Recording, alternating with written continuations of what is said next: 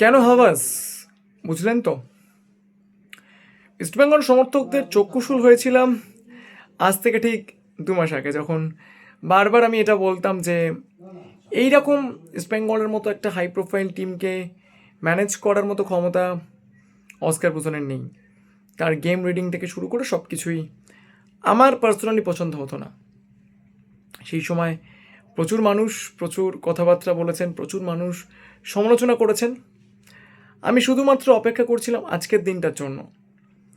Antonio Lopez Habas, Mohun Bagan super জায়েন্টের head of football operation হওয়ার offer প্রত্যাখ্যান করে তিনি ইস্টবেঙ্গলের কোচ হন।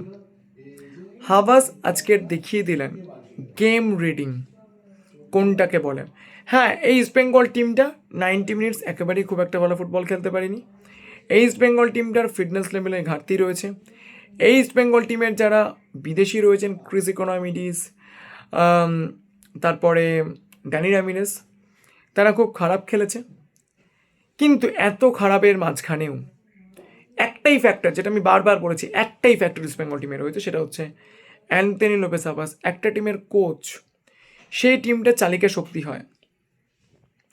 আমরা এবারে বিশ্বকাপে দেখেছিলাম যে স্পেন, তাদের টিমে কিন্তু সেরকমভাবে ল্যামিন ইয়ামাল ছাড়া তারকা বলতে কোনো প্লেয়ার ছিল না। এমনকি ল্যামিন ইয়ামালও যে খুব ভালো খেলেছে এরকম নয়, কিন্তু তাদের coach total football they la Fuente যে ফুটবলটা বিশ্বকাপে দেখিয়েছিল, এবং যে ফুটবলটা বিশ্বকাপে স্পেনকে সবার থেকে আলাদা করে দিয়েছিল, এবং যে ফুটবলটা বিশ্বকাপে স্পেনকে করে তুলেছিল অপ্রতিরোধ্য, যে অপোনেন্টকে আমরা বল ধরতে দেব না, যে টিমে ফেরান টোরেসের মতো রিজার্ভ বেঞ্চে বসে থাকা স্ট্রাইকার গোল করে বিশ্বকাপ জেতায়, বা যে টিমে সেরকম কোনো বড় মাপের তারকা স্ট্রাইকার না থাকা সত্ত্বেও শুধুমাত্র ডে লা ফুয়েন্তের টোটাল ফুটবল স্পেনকে কিন্তু বিশ্বকাপ চ্যাম্পিয়ন করেছিল।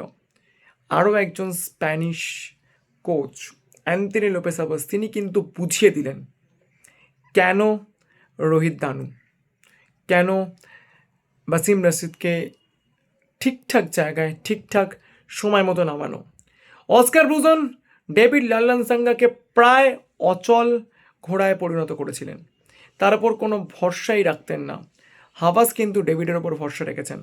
কোনো বিদেশি স্ট্রাইকার নেই, কোনো বিদেশি স্টপার নেই, তা সত্ত্বেও আল আরাবিকে নিয়ে আমি বলবো যে বাংলার মিডিয়া যেরকমভাবে আল আরাবিকে হাইলাইট করেছিল, আল আরাবি কিন্তু অতটাও প্রশংসা পাওয়ার মতো বা অতটাও হাইপ তৈরি করার মতো টিম কিন্তু নয়। আমি আবারও বলছি, যেরকমভাবে বিভিন্ন ইউটিউব চ্যানেল, বিভিন্ন মিডিয়া, ইভেন বিভিন্ন প্রিন্ট মিডিয়ার ক্ষেত্রেও দেখেছিলাম যে কুয়েতের আল আরাবি টিমটা তারা তুরস্ক থেকে প্র্যাকটিস করে ফিরেছে, তারা তুরস্কতে প্রিসিশন করেছে, যেরকমভাবে আল আরাবি টিমটাকে নিয়ে হাইপ তৈরি তারা করেছিল, তারা কিন্তু অতটাও হাইপ তৈরি করার মতো টিম নয়।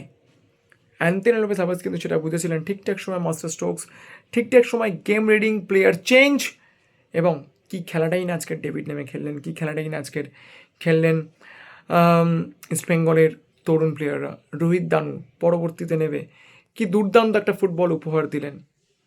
এটাই ফুটবল, এরকমভাবেই খেলতে হয়। তো স্বাভাবিকভাবেই কুডোস টু হাভাস। আজকের এই জয়ের সমস্ত কৃতিত্ব অ্যান্টনি লোপেস হাভাসের। সামনেই কিন্তু AFC চ্যাম্পিয়ন্স লিগ 2 রয়েছে, সেপ্টেম্বর থেকে খেলা শুরু হয়ে যাবে। ইস্টবেঙ্গল কর্মকর্তাদের বলবো দয়া করে দলটাকে একটু ভালো করে তৈরি করুন। Thank you so much to all of you যারা এতক্ষণ পর্যন্ত ভিডিওটা দেখলেন। যদি ভালো লাগে লাইক করবেন, শেয়ার করবেন, চ্যানেলকে সাবস্ক্রাইব করতে ভুলবেন না।